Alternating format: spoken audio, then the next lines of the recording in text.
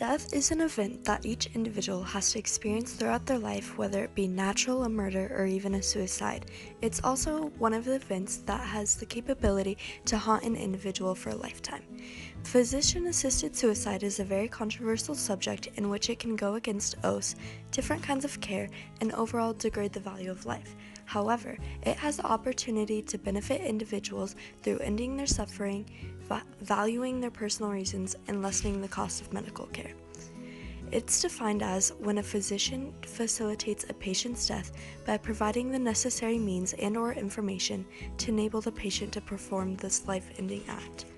The terminally ill patient has the option of ending their suffering, lessening the cost of medical care for their own personal benefit. Who wouldn't want that? Many see the point of the fact that it violates Hippocratic Oath, affects palliative care, and it overall degrades the value of human life. As a terminally ill patient, most mindsets either fall to, I don't want to suffer, or how can I make the rest of my life the best it can be? They already are aware of the fact that death is hovering right around the corner, so why not save what they have left of their dignity? According to National Hospice and Palliative Care Organization, in 2014 an estimated 1.6 million patients received services from hospice. Within those patients, only about 10.3% of them in hospice lasted longer than 180 days. Since their lives are already being cut short, shouldn't they have the option to choose? If the family has already prepared for the death, it prevents them from seeing their loved ones suffer prolonged sickness. Throughout research, the percentage of at-home deaths is much higher than those at hospice care or another facility. This shows that more individuals prefer the comfort of their own home rather than a building filled with machines. If the individual doesn't have the option to have physician-assisted suicide, they might just commit it themselves. Patients have nearly twice the rate for attempted suicide than any other group. If you were to put yourself in the patient's position and you had a choice, would you choose to suffer, or would you choose to have lived a life full of memories you want to remember? Never mind the idea of your illness knocking on the door in the back of your head, constantly reminding you.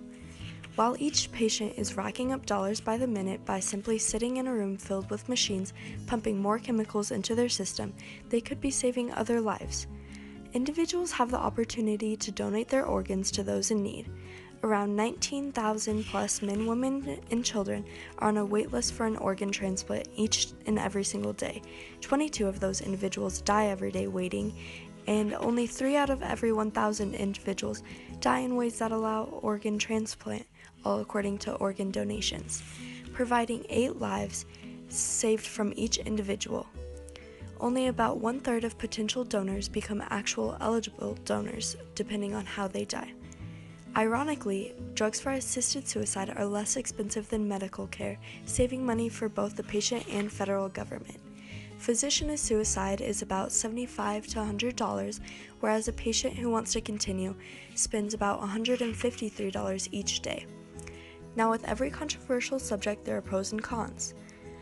Hippocratic Oath is an oath stating the obligations and proper conduct of doctors, formally taken by those beginning medical practice.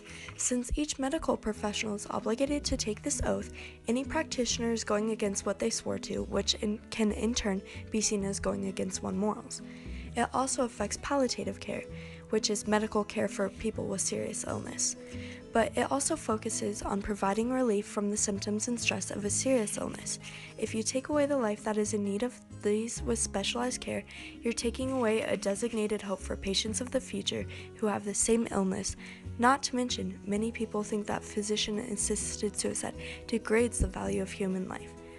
The idea of physician-assisted suicide often reflects as if there are more cons, yet when put into perspective, the pros outweigh. Now imagine, your loved one is suffering, the pain never ending, the idea of death lurking around the corner. As a society, we are too focused on the overall impression of physician-assisted suicide rather than focusing on personal benefits. Although it may seem as if physician-assisted suicide goes against morals, oaths, and other care, in reality, it benefits the ill patient, ending their suffering, lessening the cost of their medical care, and overall personal reasons.